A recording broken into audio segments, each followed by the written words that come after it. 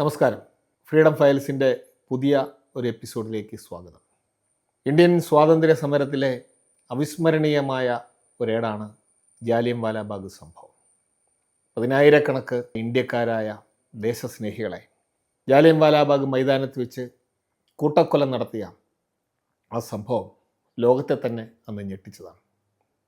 ജാലിയൻവാലാബാഗ് സംഭവത്തിന് കാരണക്കാരായി അതിന് നേതൃത്വം കൊടുത്ത രണ്ട് ബ്രിട്ടീഷ് ഉദ്യോഗസ്ഥർ നമുക്ക് പേരുകൊണ്ട് പരിചിതമാണ്. മൈതാനത്ത് ജനക്കൂട്ടത്തിന് നേരെ നിറയൊഴിക്കുവാൻ നേതൃത്വം കൊടുത്ത റെജിനാൾഡ് ഡയർ എന്ന ഉദ്യോഗസ്ഥൻ, ഒപ്പം തന്നെ അക്കാലത്ത് പഞ്ചാബിലെ ഗവർണറായിരുന്നുകൊണ്ട് അമൃത്സറിലെ അടക്കമുള്ള അന്നത്തെ സ്വാതന്ത്ര്യ സമര മുന്നേറ്റങ്ങൾക്കെതിരെ കർക്കശമായ നടപടികൾ സ്വീകരിച്ച് അതിനെ അടിച്ചമർത്തുവാൻ നേതൃത്വം കൊടുത്ത സർ മൈക്കിൾ ഫ്രാൻസിസ് ഒഡയർ എന്ന ഉദ്യോഗസ്ഥൻ. ഈ കാലഘട്ടത്തിൽ പഞ്ചാബ് ദർശിച്ചത്, പ്രത്യേകിച്ച് അമൃത്സർ ദർശിച്ചത് അസാധാരണമായ ഒരു ജനമുന്നേറ്റമായിരുന്നു. റൗലറ്റ് ആക്ടിനെതിരെ ദേശീയ തലത്തിൽ രൂപപ്പെട്ടു വന്ന മഹാത്മജിയുടെ നേതൃത്വത്തിൽ നടന്നുകൊണ്ടിരുന്ന സ്വാതന്ത്ര്യ സമര പ്രസ്ഥാനം ഏതാണ്ട് ജാലിയൻവാലാബാഗ് സംഭവത്തിനും ഒരു 10-12 ദിവസങ്ങൾക്ക് മുമ്പ് തന്നെ ദേശീയ തലത്തിൽ ആരംഭിച്ച പല വിധത്തിലുള്ള പ്രതിഷേധ പരിപാടികൾ, കരിദിനം ആചരിച്ചുകൊണ്ടും ഹർത്താൽ ആചരിച്ചുകൊണ്ടും ഒക്കെ നടത്തിയ പ്രക്ഷോഭങ്ങൾ പഞ്ചാബിൻ്റെ മണ്ണിൽ വലിയ മുന്നേറ്റമാണ് ആ പ്രതിഷേധങ്ങൾ സൃഷ്ടിച്ചത്. പഞ്ചാബിലെ ഏറ്റവും വലിയ പ്രത്യേകത ഹിന്ദുക്കളും മുസ്ലിങ്ങളും സിഖുകാരും ഈ 3 വിഭാഗം ജനങ്ങളും ഒറ്റക്കെട്ടായി സമരരംഗത്ത് അണിനിരുന്നു എന്നതാണ്.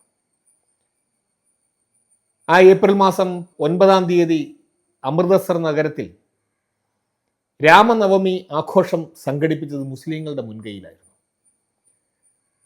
സ്വന്തം മതത്തിൻ്റെ സങ്കുചിതത്വങ്ങൾക്കൊക്കെ അപ്പുറത്തേക്ക് കടന്നുകൊണ്ട് മറ്റൊരു വിഭാഗത്തിൻ്റെ ഒരു മത ആഘോഷത്തെ ഏറ്റെടുക്കത്തക്ക വിധത്തിൽ ജനങ്ങളുടെ സൗഹൃദം വളർന്നു.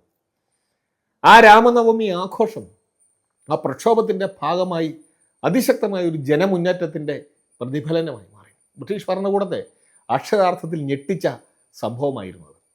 ഇന്ത്യയിലെ ജനങ്ങൾ മതങ്ങൾക്ക് അതീതമായി ഒരുമിച്ച് നിന്നുകൊണ്ട് ഈ പോരാട്ട രംഗത്തേക്ക് വരുന്നത് ഒരു കാരണവശാലും അവർക്ക് അംഗീകരിക്കാൻ കഴിയുന്ന കാര്യമായിരുന്നില്ല. എങ്ങനെയും അതിനെ തകർക്കണം എന്ന ഒരു ആലോചന അവർക്കിടയിലുണ്ടായി. ആ ആലോചനയുടെ ഭാഗമായി അവർ ആസൂത്രണം ചെയ്ത പദ്ധതിയാണ് ജാലിയൻവാലാബാഗിൽ 1919 ഏപ്രിൽ മാസം 13 തീയതി നടന്നത്. അന്ന് വൈശാഖ പൗർണമി ദിനമായിരുന്നു. സിഖ് ജനതയുടെ ഏറ്റവും വിശേഷപ്പെട്ട ഒരു ആഘോഷ ദിനമാണ് വൈശാഖ പൗർണമി. ഒപ്പം തന്നെ ഹിന്ദു വിശ്വാസികളെ സംബന്ധിച്ച് നമ്മൾ കേരളത്തിൽ വിഷു ആഘോഷിക്കുന്നത് പോലെയുള്ള ഒരു ആഘോഷ ദിനമാണ്. അങ്ങനെ ഈ ഇരുവിഭാഗം ജനങ്ങളും മുസ്ലിങ്ങളും ഉൾപ്പെടെ ചേർന്നുകൊണ്ട് ജാലിയൻവാലാബാഗ് മൈതാനത്ത് ഒരു പ്രാർത്ഥനാ സമ്മേളനം, അതിന് തൊട്ട് മുമ്പ് 2 ദിവസങ്ങൾക്ക് മുമ്പ് വലിയ വെടിവെപ്പുകൾ, ധാരാളം പേരുടെ മരണത്തിനിടയായ വെടിവെപ്പുകളൊക്കെ ഉണ്ടായി. ആ സമയത്ത് ജനക്കൂട്ടം മരിച്ചവരുടെ മൃതദേഹം വഹിച്ചുകൊണ്ട് പ്രകടനം നടത്തുകയും ബ്രിട്ടീഷ് ഉദ്യോഗസ്ഥർക്ക് നേരെ അങ്ങോട്ട് ആക്രമണം നടത്തുകയും ഒക്കെ ചെയ്ത ധാരാളം സംഭവങ്ങളുണ്ടായി. അങ്ങനെ ജനങ്ങൾ വളരെയേറെ പ്രതിഷേധത്തിൽ പ്രക്ഷുബ്ധരായി മുന്നോട്ട് വരികയും പിന്നീട് ക്രമേണ രംഗം ശാന്തമായി അവിടെ ജാലിയൻവാലാബാഗ് മൈതാനത്ത് ഒരു പ്രാർത്ഥനാ സമ്മേളനത്തിൽ അവർ ഒത്തുചേരുകയുമാണ് ഉണ്ടായത്. ഭരണകൂടം അവരെ ഒത്തുചേരുന്നതിൽ നിന്ന് വിലക്കിയില്ല, അവരെ അതിനെ അനുവദിച്ചു. പരമാവധി ആളുകൾ ആ മൈതാനത്തിനുള്ളിൽ ഒത്തുചേരുന്നു എന്ന് അവർ ഉറപ്പാക്കി. അങ്ങനെ ജനങ്ങൾ അവിടെ ഒത്തുചേർന്ന് 10-20,000-ഓളം ആളുകൾ ഒത്തുചേർന്നതിന് ശേഷം ആ മൈതാനത്തേക്ക് ഒരു വലിയ സംഘം സൈന്യം കടന്നു വരികയും ജനറൽ ഡയറിൻ്റെ നേതൃത്വത്തിൽ അവിടെ വെടിവെപ്പ്, യാതൊരു മുന്നറിയിപ്പും കൊടുക്കാതെ വെടിവെപ്പ് ആരംഭിക്കുകയും ചെയ്തു. അങ്ങനെ ആ വിധത്തിൽ അന്ന് ആയിരക്കണക്കിന് ആളുകൾ അവിടെ മരിച്ചു. 300-ൽ പരം ആളുകൾ മരിച്ചു എന്നാണ് ഗവൺമെൻറ് ഔദ്യോഗികമായ കണക്ക്. പക്ഷേ ധാരാളം ആളുകൾ മരിച്ചു, ഒരുപാട് ആളുകൾക്ക് അംഗവൈകല്യം സംഭവിച്ചു. ജാലിയൻവാലാബാഗ് അക്ഷരാർത്ഥത്തിൽ രക്തത്തിൽ കുതിർന്നു. ഇന്ത്യയിലെ മാത്രമല്ല ലോക ജനതയെ ആകെ ഞെട്ടിച്ച ഒരു സംഭവമായിരുന്നു അത്. ഈ ജാലിയൻവാലാബാഗിൻ്റെ ചരിത്രം വിശദീകരിക്കാനല്ല യഥാർത്ഥത്തിൽ ഞാൻ ആഗ്രഹിക്കുന്നത്. ജാലിയൻവാലാബാഗ് സംഭവത്തിന് ഒരു അനുബന്ധമുണ്ട്. 1940 മാർച്ച് മാസം 13 തീയതി ലണ്ടനിലാണ് ഈ ചരിത്രം അവസാനിക്കുന്നത്. അന്ന് ജാലിയൻവാലാബാഗ് മൈതാനത്ത് ഒരു സന്നദ്ധ പ്രവർത്തകനായി സ്വാതന്ത്ര്യ സമരത്തിൻ്റെ ഭാഗമായി പ്രവർത്തിച്ചിരുന്ന ഒരു യുവാവ് ഉദ്ധം സിംഗ്. അദ്ദേഹം ഈ സംഭവങ്ങൾക്ക് ദൃക്സാക്ഷിയാണ്, അതിൻ്റെ ഭാഗമായി നിന്നുകൊണ്ട് അതിൻ്റെ ദൃക്സാക്ഷിയായ ആളാണ്. അന്ന് അദ്ദേഹം അവിടെ ഒരു പ്രതിജ്ഞ എടുത്തു. ഉദ്ധം സിംഗ് ഈ ജാലിയൻ വാലാബാഗ് കൂട്ടക്കൊലയ്ക്ക് നേതൃത്വം കൊടുത്ത സർ മൈക്കിൾ ഫ്രാൻസിസ് ഒഡയർ എന്ന ഉദ്യോഗസ്ഥനെ ഞാൻ വകവരുത്തും, ഇന്ത്യക്കാരുടെ രക്തത്തിന് പകരം ചോദിക്കും. ആ പ്രതിജ്ഞ നിറവേറുന്നതിന് വേണ്ടി ആ യുവാവ് നീണ്ട 21 വർഷക്കാലം അതിനുവേണ്ടി പലവിധത്തിലുള്ള ശ്രമങ്ങൾ നടത്തി.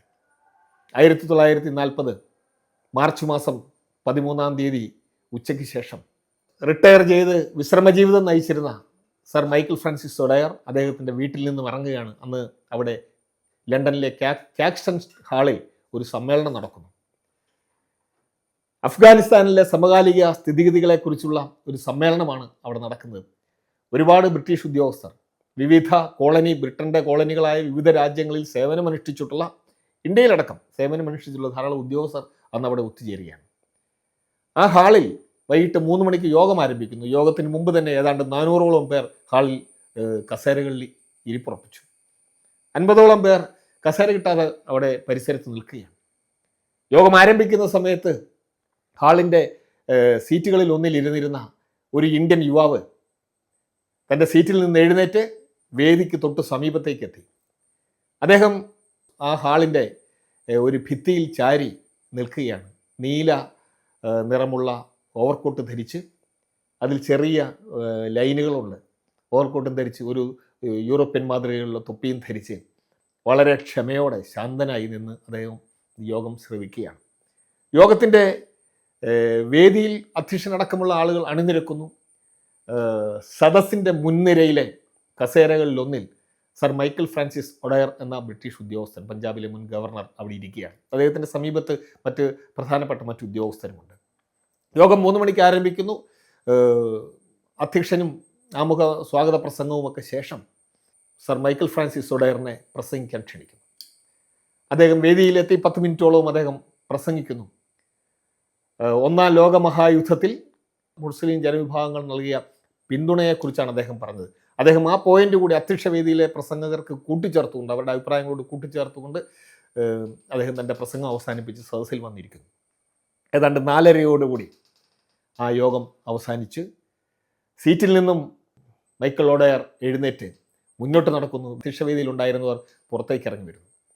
ഈ സമയത്ത് അവിടെ ഭിത്തിയിൽ ചാരി നിന്നിരുന്ന ഇന്ത്യൻ യുവാവ് പതുക്കെ മുന്നോട്ട് നടന്ന് മൈക്കിൾ ഒഡയറിൻ്റെ നേരെ മുന്നിലെത്തി തൻ്റെ കയ്യിലുണ്ടായിരുന്ന കോട്ടിനുള്ളിൽ സൂക്ഷിച്ചിരുന്ന റിവോൾവർ പുറത്തെടുത്ത് അയാളുടെ നെഞ്ചിന് നേരെ 6 തവണ നിറയൊഴിച്ചു. മിനിറ്റുകൾക്കുള്ളിൽ അദ്ദേഹം തറയിൽ വീണ് മരണമടഞ്ഞു. ഒപ്പം അദ്ദേഹത്തോടൊപ്പം ഉണ്ടായിരുന്ന 2 സഹപ്രവർത്തകർ കൂടി വെടികൾക്ക് ഉണ്ടായി. പക്ഷെ അവർ കഷ്ടിച്ച് ജീവൻ രക്ഷിച്ചു. വലിയ ബഹളമായി ആൾക്കൂട്ടം ചിതറികൂടുന്നു. ഉടനെ തന്നെ അവിടെ പോലീസ് സംഘം എത്തുന്നു. മുന്നോട്ട് നടന്നുകൊണ്ടിരുന്ന ഉദ്ധം സിംഗിനെ പോലീസ് അറസ്റ്റ് ചെയ്യുന്നു. അദ്ദേഹത്തോട് പോലീസുകാർ അയാളുടെ പേര് ചോദിക്കുകയാണ്. അപ്പോൾ അദ്ദേഹം പറയുന്ന മറുപടി, എൻ്റെ പേര് റാം മുഹമ്മദ് സിംഗ് ആസാദ് എന്നാണ്. നമുക്കറിയാം, ആസാദ് എന്ന് പറയുന്ന പേര് ഇന്ത്യൻ സ്വാതന്ത്ര്യ സമരത്തിൽ വളരെ പ്രശസ്തമായ പേരാണ്. ചന്ദ്രശേഖർ ആസാദ്, അദ്ദേഹത്തിൻ്റെ പേരിനോടൊപ്പം സ്വാതന്ത്ര്യം. ഇന്നും നമ്മുടെ രാജ്യത്ത് പ്രക്ഷോഭരംഗത്ത് ഏറ്റവും ഏറെ ഉയർന്നു കേൾക്കുന്ന പേരാണ് ആസാദ് എന്നത്. ഇന്ത്യയിലെ ജനങ്ങളുടെ ഒരു ഹൃദയമന്ത്രമായി മാറിയിരുന്ന ആ ആസാദ് എന്ന നാമം റാം മുഹമ്മദ് സിംഗ്, ഹിന്ദു, മുസ്ലിം, സിഖ്, ഈ 3 മതവിഭാഗങ്ങളുടെ ഐഡൻറ്റിഫൈഡായി നിൽക്കുന്ന ഈ 3 പേരുകൾ ഒരുമിച്ച് ചേർത്തുകൊണ്ട്, അതോടൊപ്പം ആസാദ് എന്നുകൂടി ചേർത്തുകൊണ്ട് എൻ്റെ പേരതാണ് എന്ന് ആ യുവാവ് പറയുന്നു. അവർ ആവർത്തിച്ച് ചോദിച്ചിട്ടും അദ്ദേഹം സ്വന്തം യഥാർത്ഥ പേര് വെളിപ്പെടുത്തുന്നില്ല. അത് ഉദ്ധം സിംഗ് ആയിരുന്നു. 20 വർഷത്തെ തൻ്റെ കാത്തിരിപ്പിൻ്റെ അവസാനമായിരുന്നു അന്ന് അവിടെ കണ്ടത്. അദ്ദേഹം പുഞ്ചിരിച്ചുകൊണ്ട് ധൈര്യത്തോടു കൂടി പറയുകയാണ്, അയാളത് അർഹിക്കുന്നു, ഈ മരണം അയാൾ അർഹിക്കുന്നു. അത് വളരെ അഭിമാനപൂർവ്വമാണ് ഞാൻ ചെയ്തത്. എൻ്റെ രാജ്യത്തിന് വേണ്ടി എനിക്ക് മരിക്കാൻ ഭയമില്ല. എൻ്റെ രാജ്യത്തിന് വേണ്ടിയാണ് അത് ചെയ്തത്. അന്ന് കോടതിയിലായിരിക്കുന്ന സമയത്ത് അദ്ദേഹത്തെ ഈ കേസുമായി ബന്ധപ്പെട്ട വിചാരണയുടെ വേളയിൽ ഒരുപാട് ബ്രിട്ടീഷുകാരായ ഇന്ത്യക്കാരുമായിട്ടുള്ള പല നിയമജ്ഞരും ഒക്കെ അദ്ദേഹത്തെ നേരിട്ട് കാണുന്നുണ്ട്. അദ്ദേഹത്തെ രക്ഷിക്കുവാൻ, വധശിക്ഷയിൽ നിന്ന് ഉദ്ധം സിംഗിനെ രക്ഷിക്കുന്നതിന് വേണ്ടി പലരും ശ്രമിക്കും. അവരദ്ദേഹത്തോട് പറയുന്നത്, നിയമപ്രകാരം താങ്കൾക്ക് വധശിക്ഷയിൽ നിന്ന് രക്ഷപ്പെടാൻ ഒരു വകുപ്പുണ്ട്. അത് താങ്കൾ മാനസികമായി നോർമലായിരുന്നില്ല, കൃത്യമായി കാര്യങ്ങൾ ഓർമ്മയില്ല, മാനസികമായി രോഗാവസ്ഥയിലായിരുന്നു എന്ന നിലയിൽ താങ്കൾ കോടതിയിൽ മൊഴി കൊടുത്താൽ മതി, ഞങ്ങൾ താങ്കളെ രക്ഷിക്കാം എന്ന് പറയുന്നു. അദ്ദേഹം പുഞ്ചിരിച്ചുകൊണ്ട് അതിനോട് മറുപടി പറയാണ്, എനിക്ക് സ്വബോധമില്ല എന്നും, ഞാൻ ഏറ്റവും ഉറച്ച ബോധ്യത്തോടു കൂടിയാണ് അത് ചെയ്തത്, എൻ്റെ രാജ്യത്തിന് വേണ്ടി ഏറ്റവും ഉറച്ച ബോധ്യത്തോട്. ഇത് ഞാൻ എവിടെയും പറയും, എനിക്കെൻ്റെ ജീവൻ രക്ഷിക്കേണ്ട കാര്യമില്ല. ഇന്ത്യയിലെ പാവപ്പെട്ട ജനങ്ങളുടെ, ഇന്ത്യയിലെ ദേശസ്നേഹികളായ ജനങ്ങളുടെ രക്തം വീഴ്ത്തിയതിനുള്ള പ്രതികാരമാണിത്. അത് ഞാൻ ഏറ്റവും ഉറച്ച ബോധ്യത്തിൽ സ്വബോധത്തോടു കൂടിയാണ് ചെയ്തത് എന്ന് ഞാൻ എവിടെയും വിളിച്ചു പറയും. അദ്ദേഹം അങ്ങനെ തന്നെയാണ് കോടതിയിൽ പറഞ്ഞത്. കോടതിയിൽ വെച്ച് അദ്ദേഹം മുദ്രാവാക്യം വിളിക്കുന്നു. വന്ദേമാതരം അടക്കം, ഇൻകുലാബ് സിന്ദാബാദ് അടക്കമുള്ള മുദ്രാവാക്യങ്ങൾ വിളിച്ച് കോടതിയെ വളരെ പരിഹാസപൂർവ്വം കോടതിയോട് വിമർശനങ്ങൾ ഉന്നയിച്ചുകൊണ്ടാണ് അദ്ദേഹം തൻ്റെ അവസാന കോടതിയിലെ വിചാരണയുടെ രംഗം അവസാനിക്കുന്നത്.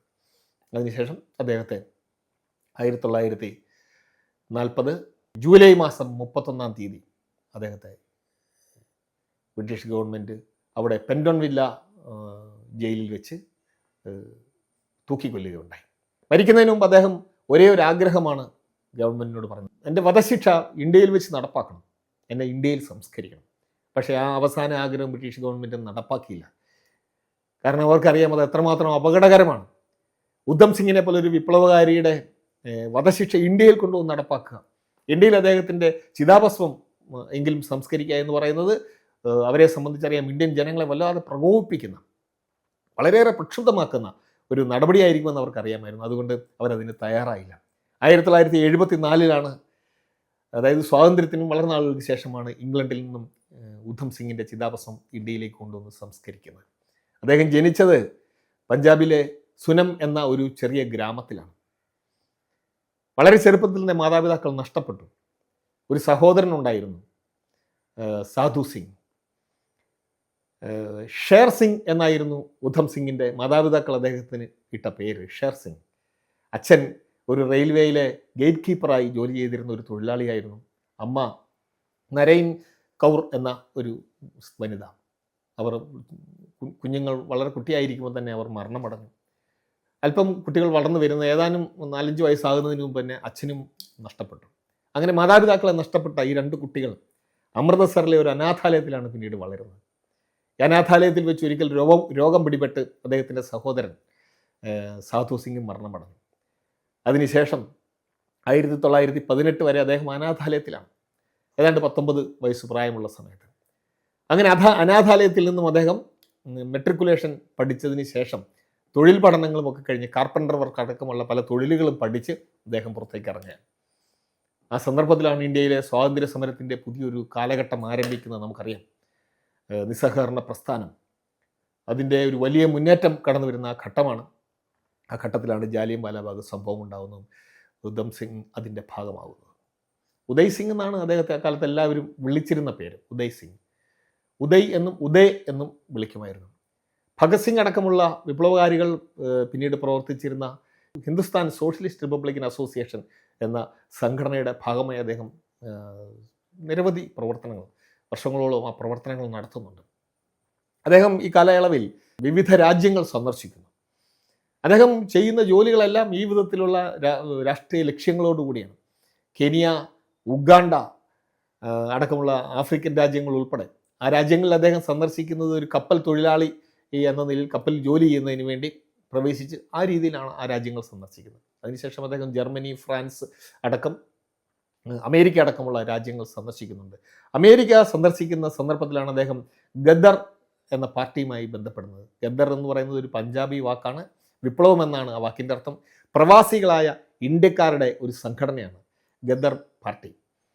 ഒരുപാട് ഇന്ത്യക്കാരായ ആളുകൾ ഗദ്ദർ പാർട്ടിയിൽ പ്രവർത്തിച്ചിരുന്നു. ഇന്ത്യക്ക് പുറത്തു നിന്നുകൊണ്ട് ബ്രിട്ടീഷ് ഗവൺമെൻറ്റിനെതിരെ ഇന്ത്യക്ക് വേണ്ടിയുള്ള പോരാട്ടം വളർത്തിയെടുക്കുക എന്നതായിരുന്നു. അത് വളരെ വിപുലമായ വിശദമായി ചർച്ച ചെയ്യേണ്ടുന്ന ചരിത്രമാണ്. പല എപ്പിസോഡുകളിലും അത് സംബന്ധിച്ച കാര്യങ്ങൾ സൂചിപ്പിക്കുകയും ഉണ്ടായിട്ടുണ്ട്.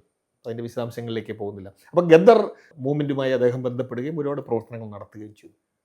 1927 അദ്ദേഹം ഇന്ത്യയിൽ എത്തിയതിന് ശേഷം അദ്ദേഹത്തെ പോലീസ് അറസ്റ്റ് ചെയ്യുകയുണ്ടായി. അദ്ദേഹത്തിൻ്റെ കൈവശം ഒരു തോക്കുണ്ടായിരുന്നു.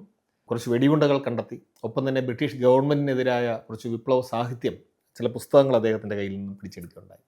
ഈ പേരിൽ അദ്ദേഹത്തെ അറസ്റ്റ് ചെയ്ത് 5 വർഷത്തേക്ക് ശിക്ഷിക്കുകയുണ്ടായി. ലാഹോർ സെൻട്രൽ ജയിലിലേക്കാണ് അദ്ദേഹത്തെ അയക്കുന്നത്.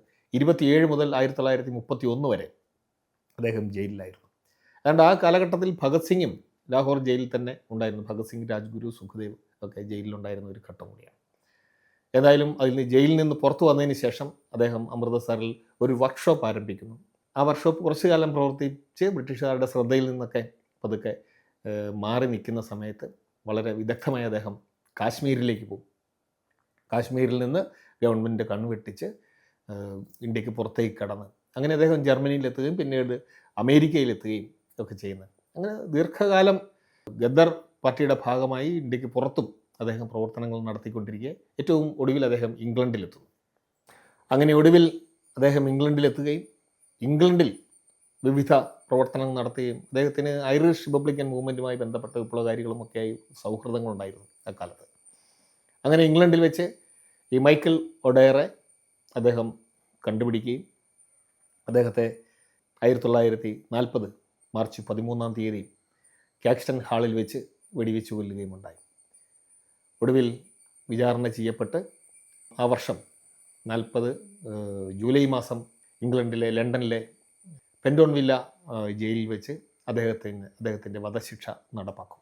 അനശ്വരനായ വിപ്ലവകാരി, നമ്മുടെ രാജ്യത്തിന് വേണ്ടി വീരോചിതം പോരടിച്ച, ഏറ്റവും ആവേശം നൽകുന്ന ഒരു പ്രവർത്തന ചരിത്രം നമ്മുടെ മുന്നിൽ അവശേഷിപ്പിച്ച് കടന്നുപോയ വിപ്ലവകാരി ഉദ്ധം സിംഗിന് എല്ലാ പ്രണാമങ്ങളും അർപ്പിക്കുന്നു.